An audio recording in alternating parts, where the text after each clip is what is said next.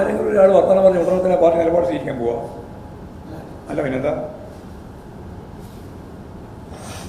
ഒരാൾ അങ്ങോട്ടും ഇങ്ങോട്ടും വർത്തമാനം പറഞ്ഞ് ഉടനെ തന്നെ പാർട്ടി നിലപാട്. എന്താ പാർട്ടി നിലപാട്? അവർക്ക് കൃത്യമായ നിലപാടുണ്ട്. എല്ലാവരെയും ചേർത്ത് നിർത്തി മുന്നോട്ടേക്ക് കൊണ്ടുപോകുക എന്നുള്ളതാണ് പാർട്ടി നിലപാട്. ഒരു സംശയമില്ല. എല്ലാവരെയും, ഒരാളെയും ഒഴിവാക്കാൻ ഞങ്ങൾ ഉദ്ദേശിക്കുന്നു.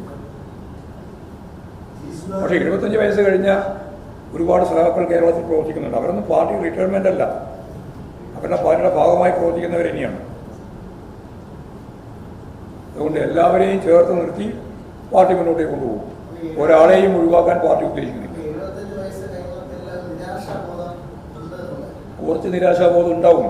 അയ്യങ്ങളതിൽ അതിരിക്കുന്നത് മനുഷ്യരല്ലേ. ഒരുപാട് കൊല്ലക്കാലം, അത്രയോ പതിറ്റാണ്ടുകൾ പാർട്ടിയുടെ മെയിൻ മുഖ്യധാരയിൽ പ്രവർത്തിച്ച് വന്ന് അത്തരം സഹാക്കൾ അത്രത്തോളം ഒന്നും ചുമതല ഇല്ലാതിരിക്കുന്ന ഘട്ടം വരുമ്പോൾ അവരെ അഭിമുഖീകരിക്കുന്ന പ്രശ്നങ്ങളുണ്ട്. അതുകൂടി ഇല്ലാതാക്കാൻ പാർട്ടിക്ക് എങ്ങനെയാണ് സാധിക്കുക എന്നുള്ളത് നോക്കിയിട്ട് തന്നെയാണ് ഞങ്ങൾ ഇടപെട്ടുകൊണ്ടിരിക്കുകയാണ്. അവർക്കെല്ലാം ചുമതലയും അതുപോലെ തന്നെ പ്രവർത്തനത്തിൻ്റെ അവസരവും നൽകിക്കൊണ്ട് തന്നെ അവരെ ഏത് 75 വയസ്സ് കഴിഞ്ഞവർക്കെല്ലാം ഒരു കുട്ടികൾക്ക് ചുമതല ഇപ്പോഴും ഉണ്ടല്ലോ. ചുമതല കൊടുക്കുന്നതിൽ യാതൊരു പ്രയാസമില്ല. അവർ തിരഞ്ഞെടുക്കപ്പെട്ട സംസ്ഥാന കമ്മിറ്റിയിലോ സെക്രട്ടേറിയറ്റിലോ ഒന്നും ഉണ്ടാവില്ല മാത്രമേ. ചുമതല കൊടുക്കുന്നതിന് എന്താ കുഴപ്പമില്ല?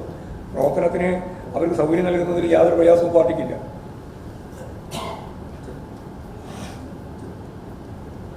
ആരോഗ്യമുള്ള ഏത് 75 വയസ്സ് കഴിഞ്ഞ സഖാവിനും നേതാവിനും പാർട്ടി സംഘടനാ പ്രവർത്തനത്തിന് പല വേദികളുണ്ട്. അതെല്ലാം ഉപയോഗിക്കാം.